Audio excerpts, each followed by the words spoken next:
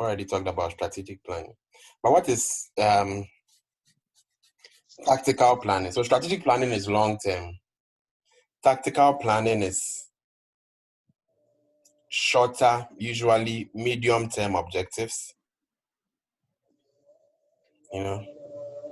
Medium-term objectives. Then operational plans, anytime you hear operational, it simply means day-to-day. Day-to-day. It simply means day-to-day. Operational. It means day-to-day. Day-to-day. So what's an example of a strategic plan? A strategic plan would be a 5-year strategy. A 5-year strategy,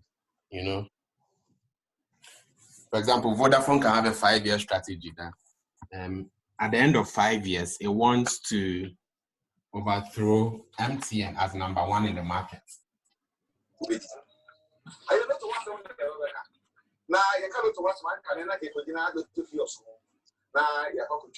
Please, can you mute your microphone, please?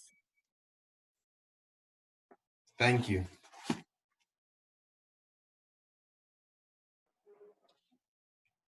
So you have an example of strategic plan would be a 5-year plan, a 5-year plan. And we have tactical plans as well. Tactical plan, a typical example would be an annual budget. That's a tactical plan. An operational plan is very, very short-term in nature. Very, very short-term in nature. So you move from, these are day-to-day stuff, and it's usually done by junior level people, supervisors, very, very low level people. Very, very low level people. So it's basically long-term strategic plan, tactical plan, medium operational plan, day-to-day or very short-term.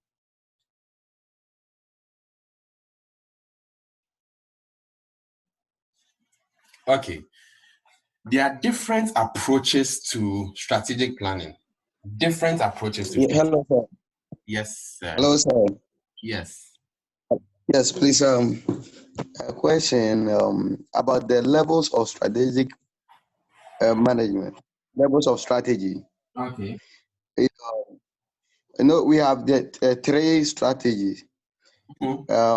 I know the corporates talk about the whole organization. Mm-hmm. The functional talks about some departments. Mm-hmm. What picture can we create about the business strategy? That's a very good question. That's a very, very good question. Okay, so you're wondering, corporate is the whole organization. Yes, please. I'm just rephrasing your question. Corporate is the whole organization. Functional is the functions within the organization. Or otherwise, departments. Right? Departments within the organization. So where does business strategy fit in?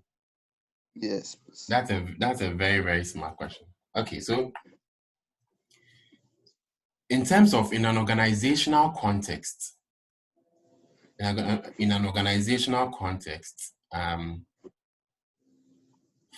business strategy is more of a concerted effort between the functions within an organization. Wow. Come again, please.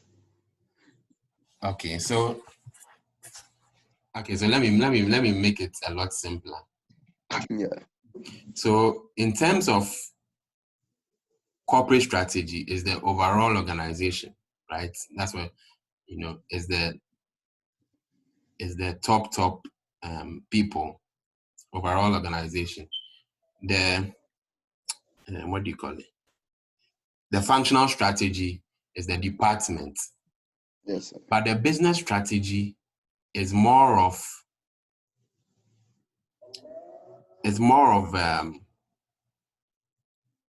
when I say concerted effort, I don't know if you get me. It's more of it's more of the interrelationship between the several departments. So for example, let me give you an example. Okay, sir. So finance would have a strategy, marketing will have a strategy, IT will have a strategy, manufacturing will have a strategy, right? Yes. Okay. So these strategies will need to come together. These strategies, finance is not a department on its own. We are all working to achieve an overall goal. Okay. So finance is not working on its own. Even though at the functional level of strategy, it looks like everyone is working on its own. But you should know that all these organizations, all these departments, have heads. All these departments have heads. So at the business level of strategy, all these strategies fuse together. That's how come we see that one activity in one department impacts another activity. If you remember the definition I gave, I talked about how business strategy is more of activities leading to the overall strategy of the organization. So it sits in between, basically, your functional and your corporate strategy. I don't know if I answered your question correctly.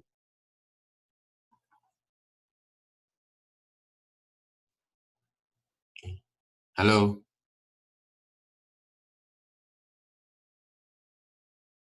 Hello? What's happening? Hello?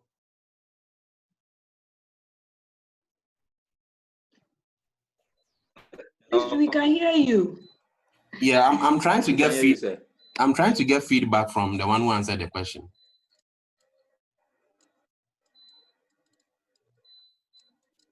Please, are you clear? Or I need to explain some more. I can explain some more if you want me to.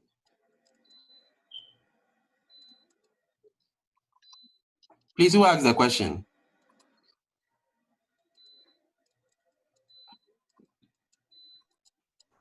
Please, having some network problems. Oh, okay. So should I move on? So yes, sir, we can continue. Yeah, let me just move on. But I hope it's clear. Is it clear to at least everyone? Yes, sir. Please explain some more. Okay. You can. Okay, cool. So what I was trying to say is that you have what do you call it? You have corporate strategy, you have business strategy, and you have functional strategy, right? And your friend's question was that what if corporate strategy is the overall organization, what exactly is business strategy or the business level? What exactly is that? What exactly is the business strategy? And I was saying that the functional strategy, at that level, the departments set their own strategies, like they have their own plans. Every department comes up with their own plan. Every department comes up with their own plan. Every department comes up with their own plan. So marketing will have its plan, finance will have a plan, IT will have their plan. But under the business strategy, all these plans come together. They are fused together. So what finance does impacts marketing. What marketing does impacts technology. What technology does impacts research or whatever. So under the business strategy, it simply brings together all the plans of of the functional strategy, basically. I don't know if, is it clear? Yes, sir. Yes, clear, sir. Okay.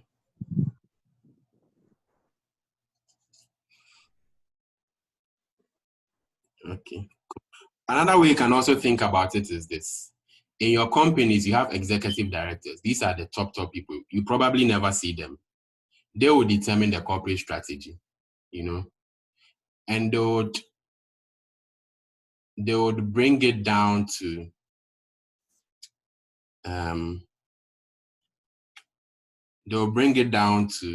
management. Then management will carry this down to departmental heads. So that's the flow from corporate to business to functional.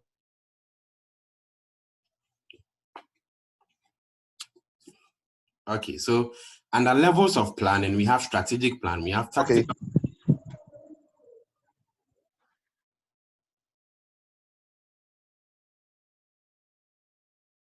Can I move on? Yes, you can. Okay. Under levels of plan, we have strategic planning, tactical planning, and operational planning. You know, so again, you can somewhat link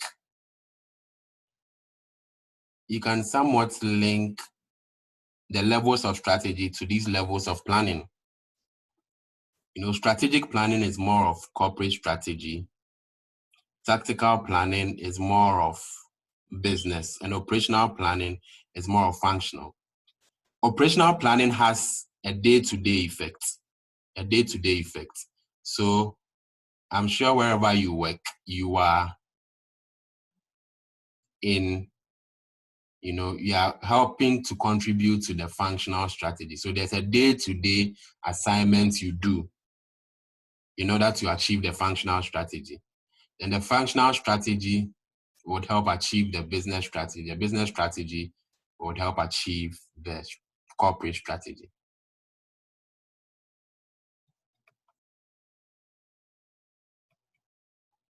Okay, so there are several approaches to strategic planning.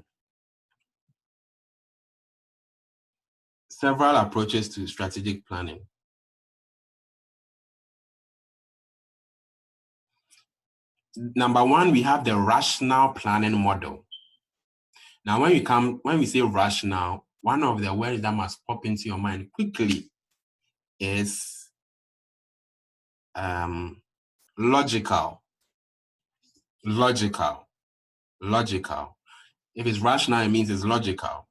If it's rational, it means it's logical. So what is rational planning model? It is like a structured, logical planning and management process, that goes through stages. So when you're doing your strategic planning, you go through stages under the rational planning model.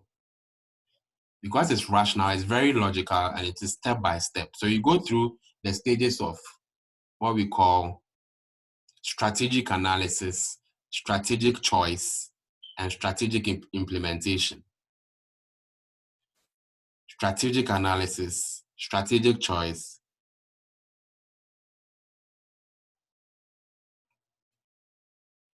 and strategic implementation. So what's strategic analysis? Under strategic analysis, that's where you assess, like we said, the possible strategies you have. The possible strategies that you are thinking of.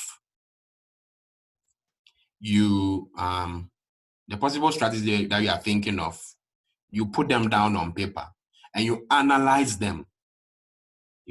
So that's the way the rational planning model works. You analyze the strategies. So for example, at Vodafone, one time we decided to roll out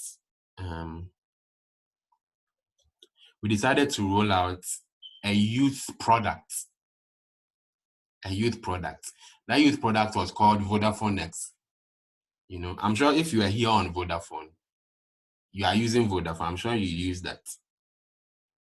Maybe it's very likely your friend used that.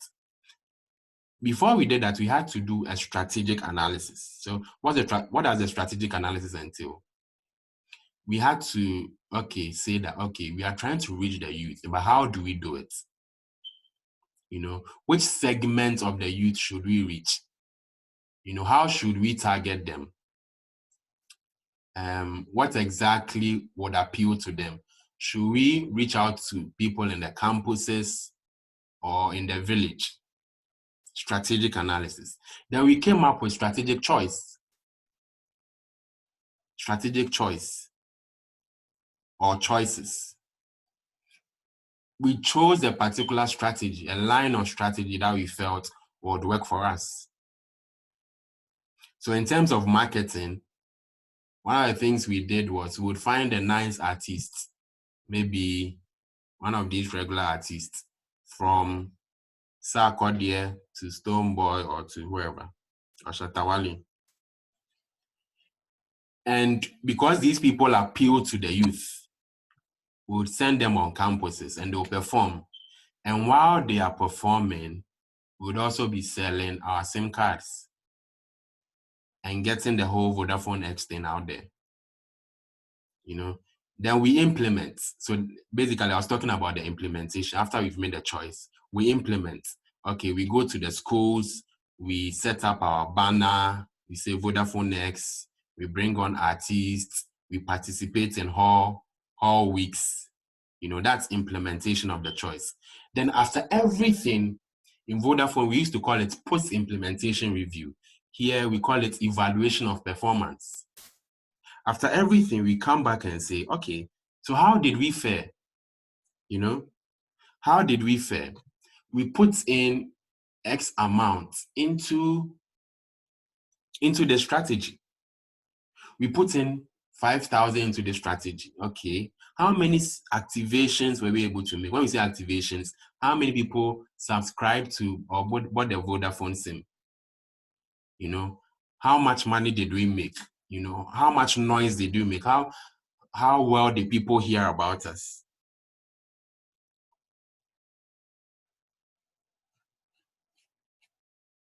Yeah. How well did people hear about us? So it's a formal approach to strategic planning. It's very structured and it's step by step. That's a rational way of thinking about it. Then we also have the logical incremental model. The logical incremental. It's quite similar to the rational planning model because it's also logical. But it seems to, bridge the gap in terms of the limitations of the rational planning model. You know, because the rational planning model is structured and is step by step, when new strategies emerge, it might not capture it. So the logical incremental stipulates that effective strategies emerge, while you are going through your strategic planning process. So new strategies will come up. They are devised and they are implemented in increments. So you implement it step by step. So it's logical process. You go through the stages that you go through in the rational planning model, but new strategies are also devised as you go along. It's a lot more fluid and flexible compared to the rigid rational planning model.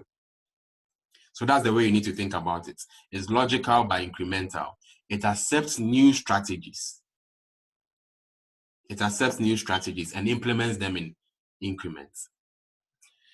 Then we have the freewheeling opportunism model. This one is not about a formal process.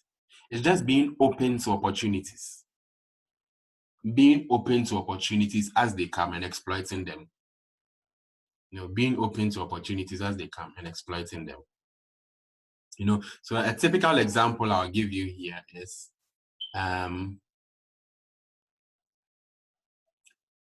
and a typical example I'll give you here is Vodafone. is Vodafone. You know, I think there was a time when MTN had a shutdown in some of their systems. So their MTN customers were suffering from like network problems. So quickly, we had to take advantage of that opportunity. It was an opportunity to us. And we rolled out, some quick, products, that switch to Vodafone, and, you could enjoy this, because we were taking advantage of the desperation of MTN customers. So that's the opportunism model. You are constantly looking out for opportunities to see, oh, okay, this competitor hasn't done this, or I see this in the market, I can quickly take advantage of it. That's the freewheeling. That's why it's called freewheeling. You are just, looking out for opportunities. Very, very important. Very, very important.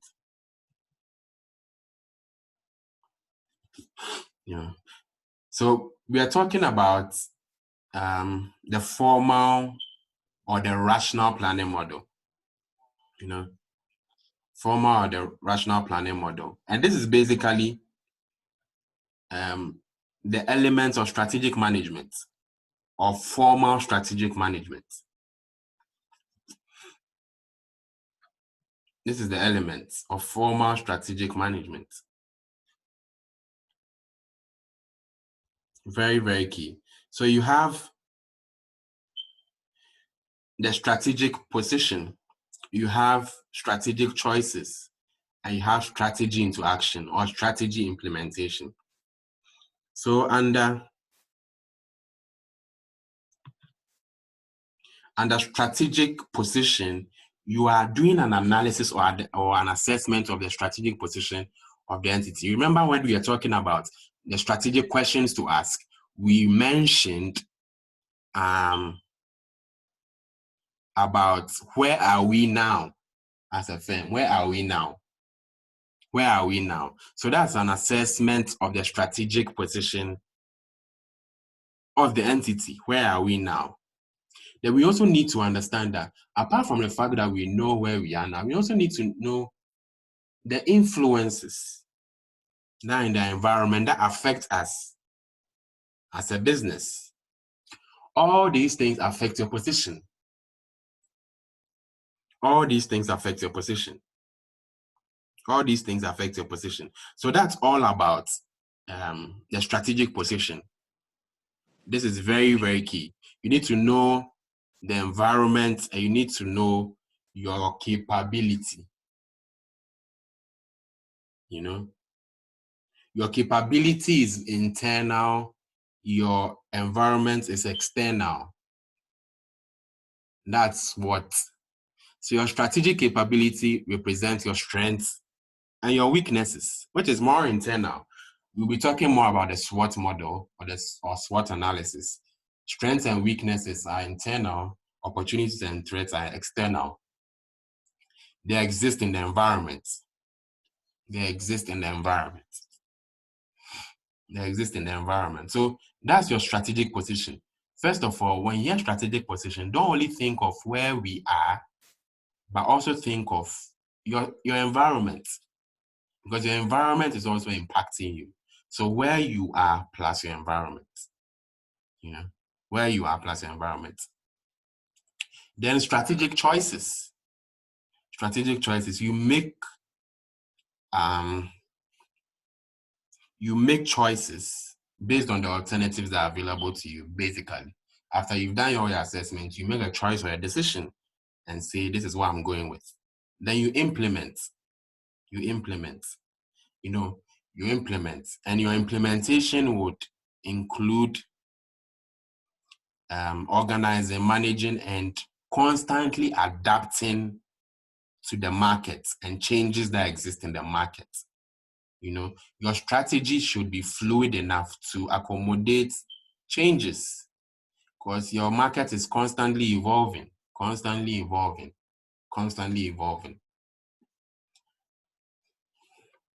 Any questions so far?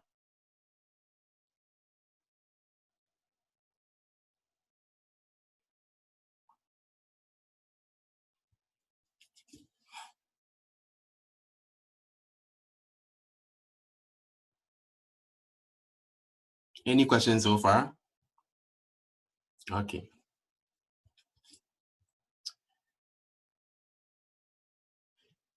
So we move on to the hierarchy of objectives and plans. We are laying the foundations, the hierarchy of objectives and plans. So every organization will have, first of all, a mission / vision, a mission / vision, every organization. Mission plus vision is very, very important. There's no organization which shouldn't have a mission. You should have a mission. Even individuals have missions. So your mission is basically the reason for your existence, the purpose of the organization. That's your mission. Why are you doing what you are doing? Why are you here as an organization? Why are you seeking to achieve? Why are you seeking to achieve? Then you have a vision. Your vision is your optimal future state, where you see yourself to be, your future state. That's your vision. That's your vision, your desired optimal future state. Very, very key. Very, very key. Very, very key. So you have your ambition, your vision. Then you have goals and objectives. Goals and objectives. The difference between a goal and an objective is how it is expressed. Usually people ask, what's the difference between a goal and an objective? They are the same. And they're the same. Yeah, they are very similar, but they are probably not the same. Very similar, but they are probably not the same. So goals are expressed in narrative terms or descriptive terms. I want to go to, I want to do my master's in 5 years' time.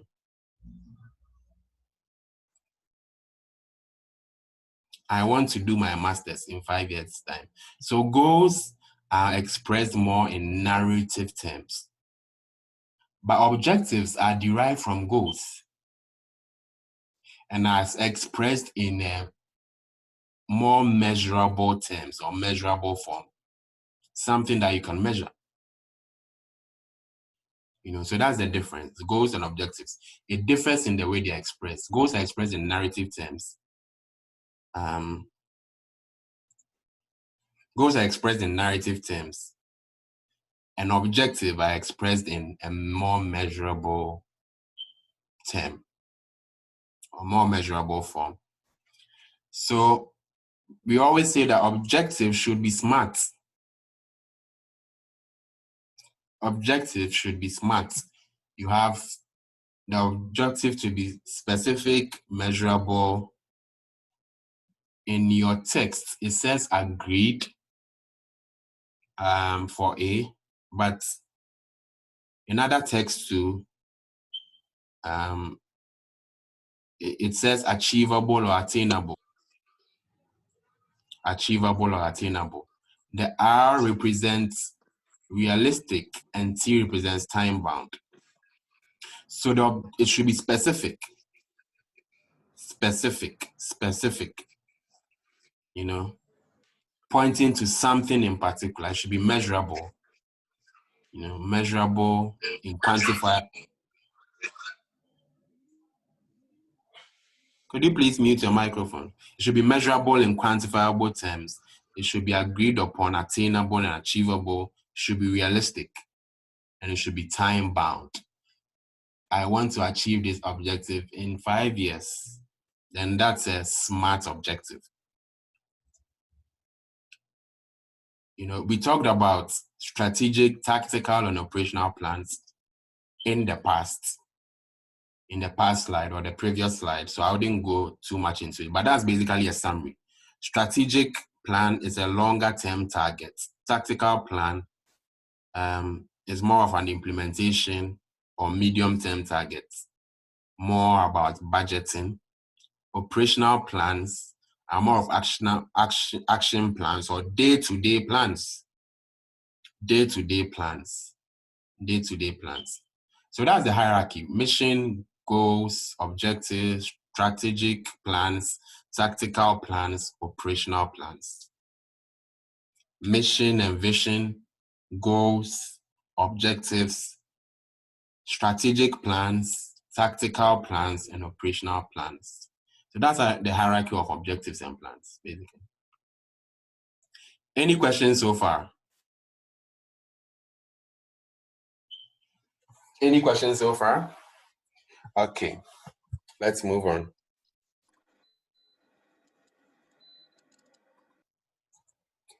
Like we said, every organization does not exist in a vacuum. Every organization does not exist in a vacuum or does not exist alone. So all organizations are influenced by the environment, and they are influenced by stakeholders.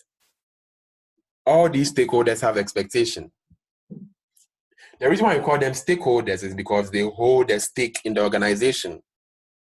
What's a stake? An interest. They have an interest in the organization. You know, so just think about it this way. Let's bring it home and make it simple. Let's say you are going to get married. And when you are going to get married, you have, who will be the stakeholders? The families involved, the parents involved, you know, are stakeholders. They have an interest in the marriage. Not only the couple, but the family as well have an interest in the marriage. You know, I think even the children, if they are children, they'll have an interest in the marriage. So stakeholders are individuals or groups that have an interest in what's in the strategy of the organization. That's why they are called holders of stake. They hold an interest in the organization. And these stakeholders have expectations. You know, they have expectations. Like just like your parents have, when your parents take you to school, they are stakeholders. They are looking for you to succeed. They are really looking for you to do well. They are really looking for you to get to the top. So they have an interest. There are different kinds of stakeholders of an organization. We can't mention, there are a lot of them. So I pinpointed a few. So shareholders. What are shareholders? What are they expecting? What are the expectations? The expectation is that the company or the organization would make profits, and that their share prices will increase. When their share prices increase, they are shareholders, make money. So those are stakeholder expectations for shareholders. What about directors? Directors are also looking to, to advance. They are looking for their own personal advancement. And they're also looking for bonuses, because sometimes director bonuses are tied to profits. So they are also looking for bonuses. What about suppliers? Suppliers are also looking, they are expecting that organizations will pay them back for maybe the goods they got from them. So they are looking at the credit worthiness of the organization. How are they able to pay back, the things they go on credit?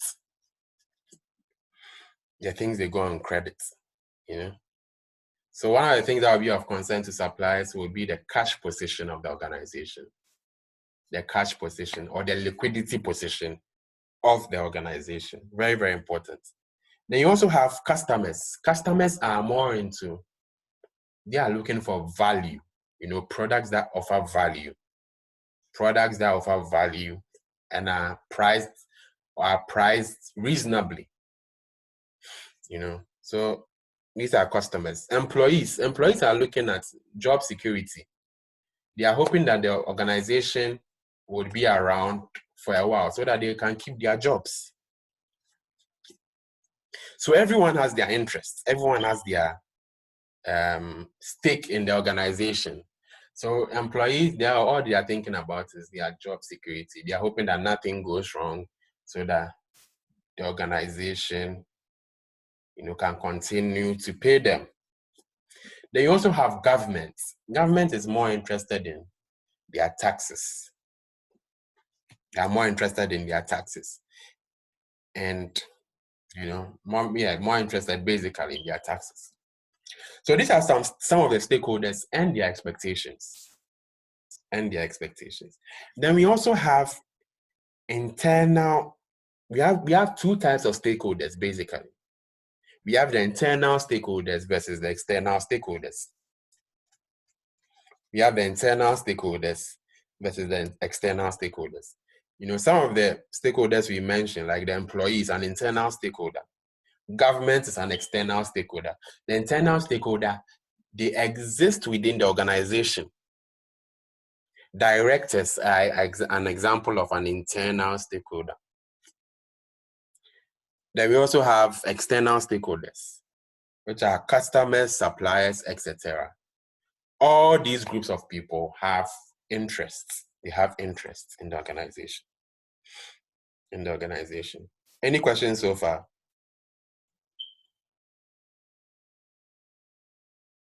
Any questions so far? Okay, so let's move on. So we move on, we talk about stakeholder mapping. So what is stakeholder mapping? Stakeholder mapping is a simple process where you show the different kinds of stakeholders you have and their significance or their relative importance. You show the various stakeholders you have and their relative interests and importance, and you do stakeholder mapping. There are various models you can use to do your stakeholder mapping.